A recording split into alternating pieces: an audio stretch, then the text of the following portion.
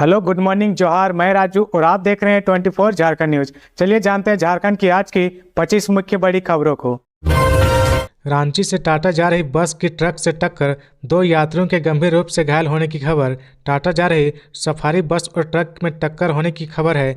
घटना रामपुर नामकुम के पास शनिवार की शाम करीब 5 बजे हुई है। दोनों वाहनों के बीच टक्कर इतनी जोरदार थी कि इससे ट्रक सड़क पर पलट गया। मिली खबर के मुताबिक बस में बैठे 2 यात्री को गंभीर चोट आई है। दोनों घायल को बेहतर इलाज के लिए रिम्स भेजा गया। बताया जाता है कि टाटा से रांची आ रहे ट्रक और रांची से टाटा की ओर जा रही बस रामपुर के पास एक बाइक को बचाने के क्रम में टकरा गई। टक्कर इतनी जोरदार थी कि ट्रक पलट गए और उसके परकच्चे उड़ गए। बस के आगे का हिस्सा क्षतिग्रस्त हो गया। पुलिस मामले की पड़ताल कर रही है। स्थानीय निवासी चश्मदीद राजेश कुमार ने बताया कि बस और ट्रक में आमने सामने टक्कर हुई है, जिससे बस के आगे बैठे यात्री को चोट लगी है और ट्रक का चालक काफी देर तक फंसा रहा, जिसको काफी मशक्कत के बाद ग्रामीणों की मदद से बाहर निकाला गया। रांची में ट्रैफिक नियम तोड़ने वाले हो जाए सावधान, लाइसेंस और रजिस्ट्रेशन हो सकता है रद्द। ट्रैफिक नियमों का उल्लंघन करने वाले के लिए सख्त कानून लाया जा रहा है। दरअसल अब राजधानी रांची में ट्रैफिक नियमों को एक बार फिर अधिक तोड़ने पर रांची ट्रैफिक की ओर से सख्त कदम उठाने की तैयारी की जा रही है। वैसे वाहन चालकों पर भी सख्त कार्रवाई की जाएगी जो जानबूझकर ट्रैफिक नियमों का उल्लंघन करते हैं। मिली जानकारी के मुताबिक अगर जानबूझकर नियमों का उल्लंघन करते पाए गए तो उन वाहन चालकों का ड्राइविंग लाइसेंस रद्द कर दिया जाएगा। ट्रैफिक एसपी राजकुमार मेहता ने बताया कि यातायात नियमों को सुदृढ़ बनाने की दिशा में लगातार लोगों के बीच जागरूकता अभियान चलाया जाता है, लेकिन लोग बार बार एक ही गलती दोहराते हैं। वे जानबूझकर यातायात नियमों का उल्लंघन करते हैं। उन्होंने कहा कि यातायात नियमों का पालन हो, इसमें लोगों का सहयोग जरूरी है। एसपी ने बताया कि कई ऐसे वाहन चालक हैं जिनका 2 से 3 बार चालान कट चुका है। इसके बावजूद वे नियमों को तोड़ते पाए गए हैं, इसलिए उन्हें सबक सिखाने के लिए सख्त कानून लाने की तैयारी है। उन्होंने बताया कि अब तक 150 वाहन चालकों के ड्राइविंग लाइसेंस रद्द करने की अनुशंसा की जा चुकी है। ट्रैफिक नियमों का उल्लंघन करने वाले को लेकर एक डाटा सामने आया है। डाटा के मुताबिक अब तक राजधानी रांची में यातायात नियमों का उल्लंघन करने वाले 1,90,000 से भी अधिक वाहन चालकों का चालान कट चुका है। काटे गए चालानों का 15 करोड़ रुपए जुर्माना राशि बकाया है। इसके अलावा जिन लोगों के चालान 2 या 2 से अधिक बार कट चुका है, उन्हें ट्रैफिक कंट्रोल रूम की ओर से अल्टीमेटम दे दिया गया है। वे अगर समय पर जुर्माना राशि जमा नहीं करते हैं तो उन पर कानूनी कार्रवाई की जाएगी और जरूरत पड़ी तो वाहन का रजिस्ट्रेशन भी रद्द कर दिया जाएगा। रांची में 3 केंद्रों पर राष्ट्रीय साधन सह मेधा छात्रवृत्ति परीक्षा 11 फरवरी को। धारा 144 लागू। झारखंड अधिविद्य परिषद जैक बोर्ड रांची द्वारा राष्ट्रीय साधन सह मेधा छात्रवृत्ति परीक्षा 11 फरवरी रविवार को ली जाएगी। इसकी तैयारी पूरी कर ली गई है। रांची में सुबह 11 बजे से 2 बजे तक 3 परीक्षा केंद्रों पर परीक्षा आयोजित की जाएगी। इसे लेकर 11 फरवरी की सुबह 10 बजे से 3 बजे तक 200 मीटर की परिधि में धारा 144 लागू की गई है। इन परीक्षा केंद्रों पर कदाचार मुक्त परीक्षा का आयोजन कराने एवं विधि व्यवस्था को लेकर रांची के उपायुक्त सह जिला दंडाधिकारी एवं वरीय पुलिस अधीक्षक द्वारा पुलिस बल एवं पुलिस पदाधिकारी के साथ दंड अधिकारी की प्रतिनियुक्ति की गई है। रांची के LEBB उच्च विद्यालय, बालकृष्ण +2 उच्च विद्यालय एवं मरवाड़ी +2 उच्च विद्यालय में परीक्षा का आयोजन किया जाएगा। परीक्षा को लेकर रांची के सदर अनुमंडल दंड अधिकारी धारा 144 के अंतर्गत प्रदत्त शक्तियों का प्रयोग करते हुए इन परीक्षा केंद्रों के 200 मीटर की परिधि में निषेधाज्ञा जारी की गई है। यह निषेधाज्ञा 11 फरवरी की सुबह 10 बजे से 3 बजे तक प्रभावी रहेगी। खबरों में आगे बढ़ने से पहले अगर अभी तक आपने इस चैनल को सब्सक्राइब नहीं किया तो प्लीज सब्सक्राइब कर ले, जिससे झारखंड की हर छोटी सी बड़ी खबर की अपडेट आप तक पहुंचता रहे।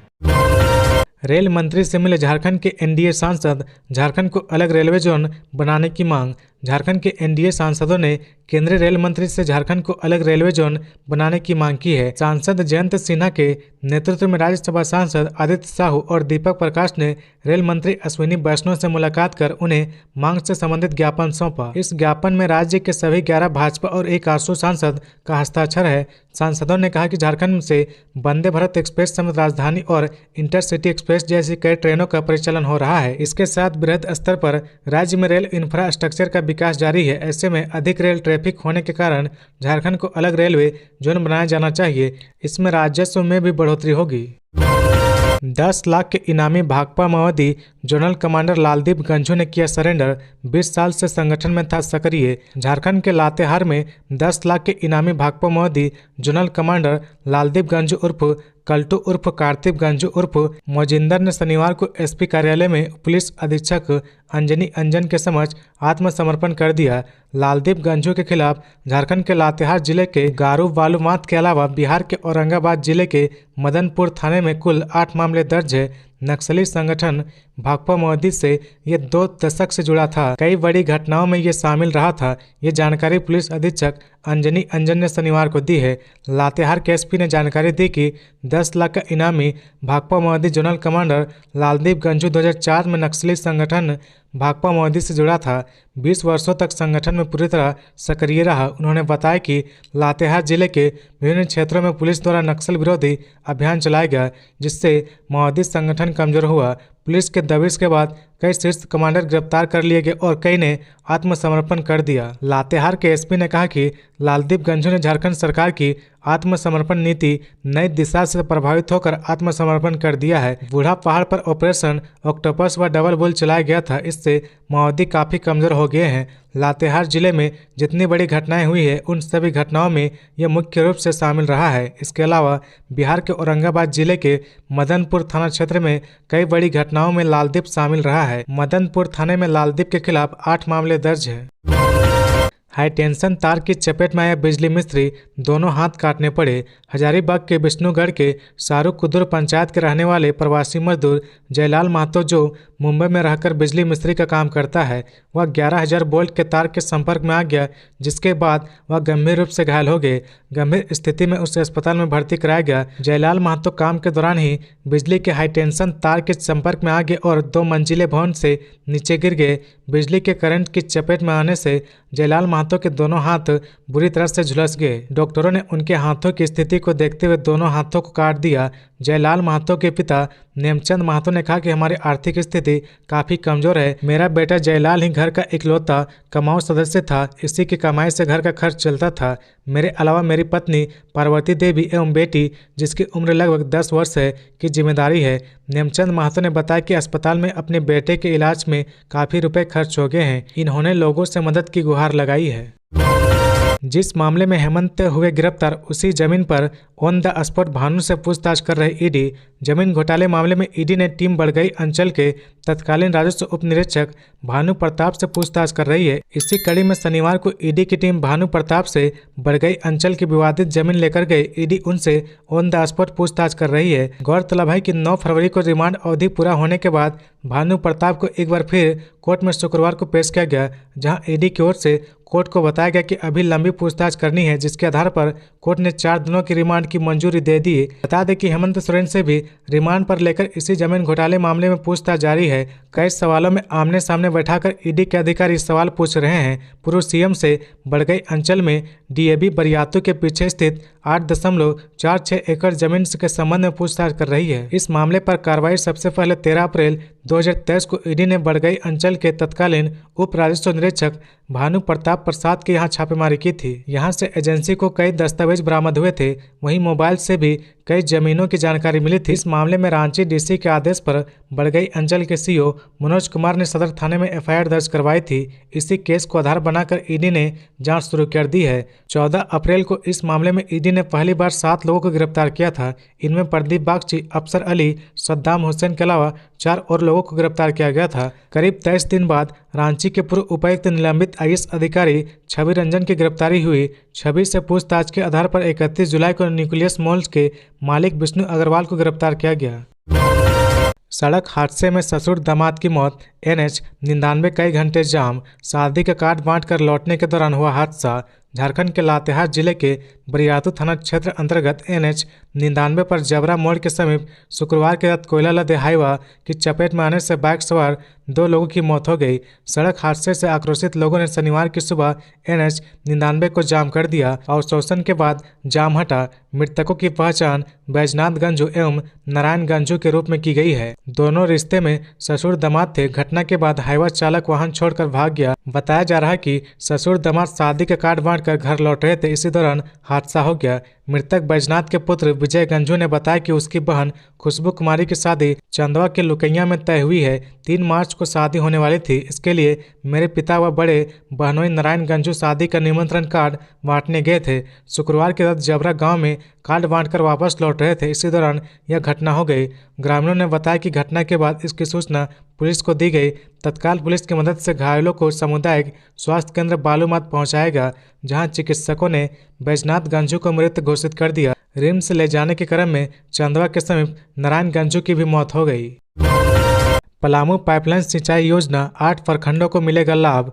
मुख्यमंत्री चंपई सोरेन ने पलामू के शिवाजी मैदान में आयोजित शिलान्यास समारोह के तहत 456.62 करोड़ रुपए की पलामू पाइपलाइन सिंचाई योजना का शिलान्यास किया। योजना का कार्य 2 वर्ष में पूरा कराए जाने का लक्ष्य रखा गया है। इसके बाद योजना का परिचालन, रख रखाव एवं प्रबंधन 10 वर्षों के लिए संवेदक द्वारा ही किया जाएगा। पलामू पाइपलाइन सिंचाई योजना के क्रियान्वयन से पलामू जिले के 8 प्रखंडों के 96 गाँव लाभान्वित होंगे। लाभान्वित होने वाले प्रखंडों में चैनपुर, मेदिनीनगर, सतबरवा, विश्रामपुर, छतरपुर, हुसैनाबाद, हैदरनगर एवं मोहम्मदगंज प्रखंड शामिल है। पलामू जिला में भूमिगत पाइपलाइन के माध्यम से विभिन्न जलाशयों, जल निकायों में आवश्यकता अनुसार पेयजल एवं सिंचाई जल उपलब्ध कराने के निमित्त पलामू पाइपलाइन सिंचाई योजना तैयार की गई है। योजना के अंतर्गत सोन एवं उत्तरी कोयल नदी से सीधे और औरंगा नदी से बियर निर्माण कर 3 अलग अलग पाइपलाइन से 31.397 MCM जल उद्योग कर चिन्हित जलाशयों को भरा जाएगा, जिसमें से 1.926 MCM जल पेयजल के लिए उपलब्ध कराया जा सकेगा। नक्सल विरोधी अभियानों के लिए केंद्र ने झारखंड को दिए 52 करोड़ रुपए। इन जिलों में खर्च होगी राशि। झारखंड में पुलिस लगातार नक्सलियों के खिलाफ अभियान चला रही है। अब केंद्र सरकार ने भी इसमें सहयोग किया है। केंद्र ने नक्सल विरोधी अभियान के लिए झारखंड को 52 करोड़ रुपए दिए हैं। यह राशि केंद्र प्रायोजित पुलिस आधुनिकीकरण योजना अंतर्गत विशेष केंद्रीय सहायता योजना के तहत दी गई है। इन रुपयों को चतरा, गिरिडीह, गुमला, खूंटी, चाईबासा, सरायकेला और लोहरदगा जिला में खर्च किया जाएगा। इस राशि से राज्य के 6 जिलों में सार्वजनिक आधारभूत संरचना और सेवाओं से संबंधित क्रिटिकल गैप्स को भरा जाएगा। इसके लिए भारत सरकार के गृह मंत्रालय ने देश के अति उग्रवाद प्रभावित जिलों में विशेष केंद्रीय सहायता देने की योजना बनाई थी, जिसमें 6 जिले झारखंड के हैं। गौरतलब है कि राज्य के 16 जिलों में माओवादियों का प्रभाव है। केंद्रीय गृह मंत्रालय के मुताबिक पूर्व में देश भर के 90 जिले माओवादी प्रभावित थे, लेकिन अब इसकी संख्या घटकर 70 रह गई है। केंद्र ने 70 में से 25 जिलों को अति माओवादी प्रभाव वाला माना है। देश के अति माओवादी प्रभाव वाले 25 में से 8 जिले झारखंड के हैं।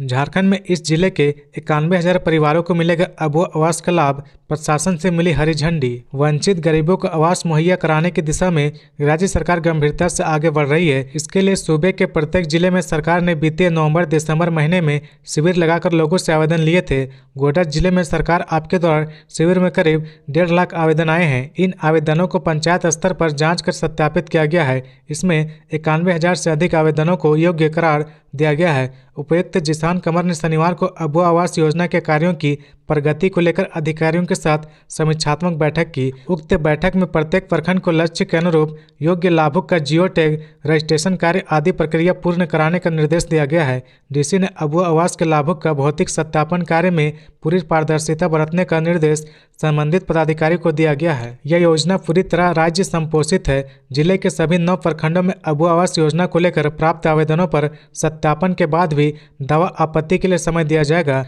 राज्य सरकार की ओर से इसके लिए जो आवंटन प्राप्त होगा उसी के अनुसार आवासों की स्वीकृति दी जाएगी। उपायुक्तों ने इसके लिए सभी बीडीओ और सीओ को प्राप्त आवेदनों के सत्यापन में तेजी लाते हुए यथाशीघ्र 100% आवेदनों को निष्पादित करने का निर्देश दिया गया है। कहा कि तय समय सीमा में ही आवेदनों का भौतिक सत्यापन करना है। सभी सुयोग्य लाभुक को अबुआ आवास मुहैया कराने के लिए राज्य सरकार प्रतिबद्ध है। ज्ञात हो कि राज्य सरकार की अबुआ आवास योजना के तहत 3 कमरे के आवास का निर्माण न्यूनतम 31 वर्ग मीटर क्षेत्रफल में किया जाना है, जिसमें स्वच्छ रसोई घर भी शामिल रहेगा। घरों को अनिवार्य रूप से परिवार की महिलाओं के नाम पर पंजीकृत किया जाएगा। डॉक्टर ने इमरजेंसी वार्ड में की पार्टी, लगवाए नारे, किए गए कार्य मुक्त। वीडियो हुआ वायरल। झारखंड के कोडरमा सदर अस्पताल के इमरजेंसी वार्ड में एक डॉक्टर द्वारा कथित रूप से अपने मित्रों के साथ पार्टी की गई। जश्न मनाने और नारे लगवाने का वीडियो सोशल मीडिया पर वायरल है। इस मामले को गंभीरता से लेते हुए civil surgeon doctor Anil Kumar ने आरोपों में घिरे सदर अस्पताल में आयुष्मान भारत के तहत पदस्थापित डॉक्टर कुमार सौरभ को अनुशासनहीनता और कर्तव्यहीनता के आरोप में तत्काल प्रभाव से कार्यमुक्त कर दिया गया है। उपायुक्त के आदेश के आलोक में संबंधित डॉक्टर को कार्यमुक्त कर दिया गया है। कोडरमा के सिविल सर्जन द्वारा जारी निर्देश में कहा गया कि आपके द्वारा बढ़ती जा रही स्वेच्छा चरित्र एवं अनुशासनहीनता के लिए 7 फरवरी को आपसे स्पष्टीकरण की मांग की गई थी। फिर सदर अस्पताल उपाध्यक्षक द्वारा 10 फरवरी को पत्र द्वारा सूचित किया गया कि 9 फरवरी सायंकाल में फिर आपके द्वारा आपातकालीन सेवा कक्ष में कार्य के दौरान भीड़ जुटाकर आपने आनंद के लिए नारा लगवाया गया और इससे संबंधित वीडियो और फोटो वायरल किया गया जो आपकी लापरवाही और अनुशासनहीनता को दर्शाता है। ऐसे में नियुक्ति पत्र में वर्णित सेवा शर्तों की कंडिका 6 एवं 13 के आलोक में तत्काल प्रभाव से कार्यमुक्त किया जाता है। साथ ही आप 3 दिनों के अंदर स्पष्ट करें कि क्यों नहीं आपसे इस कृत्य के लिए आपके विरुद्ध प्राथमिकी दर्ज करने की कार्रवाई की जाए। एसआईटी की कार्रवाई। खूंटी में कारोबारी से लूटपाट करने वाले गिरोह के 3 अपराधी गिरफ्तार। खूंटी में एसआईटी की टीम ने कारोबारी से लूटपाट करने वाले गिरोह के 3 अपराधियों को गिरफ्तार किया है। मिली खबर के मुताबिक इन अपराधियों ने खूंटी के अकड़ी कोरवा घाटी में 13 जनवरी को कारोबारी से लगभग 2 लाख की लूट की थी। ये अपराधी कटे फटे नोट बदलने के काम पर और खुदरा पैसा सप्लाई के नाम पर कारोबारियों को विश्वास में लेते थे, फिर लूटपाट करते थे। इसी क्रम में इन्होंने खूंटी के एक कारोबारी से 2 लाख की लूट की थी। पुलिस से मिली सूचना के मुताबिक गिरफ्तार अपराधियों के नाम पुष्पेंद्र यादव, बंदगांव चाईबासा, अनूप सांगा, घुनसोली कर्रा और नारायण सिंह मुंडा किता हाथू साइको निवासी के नाम है। लूटपाट की सूचना मिलने के बाद खूंटी एसपी के निर्देश पर एसआईटी का गठन किया गया और छापेमारी की गई। छापेमारी में एक किराए के मकान में तीनों अपराधी को गिरफ्तार किया गया। तीनों अपराधियों ने लूट में अपनी संलिप्तता स्वीकार कर ली है। पुलिस को इनके पास से लूटे गए मोबाइल और कांड में प्रयुक्त मोटरसाइकिल और नगद 2300 रुपये बरामद हुए हैं। अपराधियों ने बताया कि शेष राशि इन्होंने खर्च कर दी है। प्रदीप वर्मा ने कहा, मोदी सरकार के व्हाइट पेपर में छिपा है कांग्रेस पार्टी का ब्लैक पेपर।